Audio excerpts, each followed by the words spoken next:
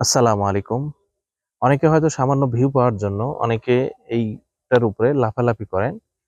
তো এইগুলোর ক্ষেত্রে প্রধান সমস্যা হলো এটা থেকে যে এর যে দূরত্ব, আবার এখান থেকে দূরত্ব কিন্তু সমান নাও থাকতে পারে। তো সেখানে যারা এই লাফালাফি করে ভিডিও করেন, আমি দেখলাম একজন সে একদম লাফ দিতে গিয়ে পাটা মিস হয়ে সে এর সাথে বাড়ি খেল। আপনার জীবনের জন্য যেটা ঝুঁকি, সেই ভিডিও আপনার কি করার জন্য করা প্রয়োজন?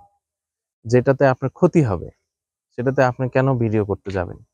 আমাদের তরুণ প্রজন্মের মধ্যে দেখা যাচ্ছে যে মোটরসাইকেল নিয়ে অত্যাধিক একটা আগ্রহ, বিভিন্ন স্ট্যান্ড করা বা এই যে এর উপর দিয়ে লাফ দিয়ে ওটাতে যাওয়া। এখন কথা হলো যে আপনি এই স্তম্ভগুলো তো কখনো নির্দিষ্ট দূরত্বে থাকে না।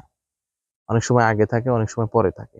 এখন আপনি হয়তো ৩ টা ধাপ পার হতে পারলেন। এর পরেরটায় গিয়ে যদি আপনি পড়ে যান, তখন আপনার দায়িত্ব কে নেবে?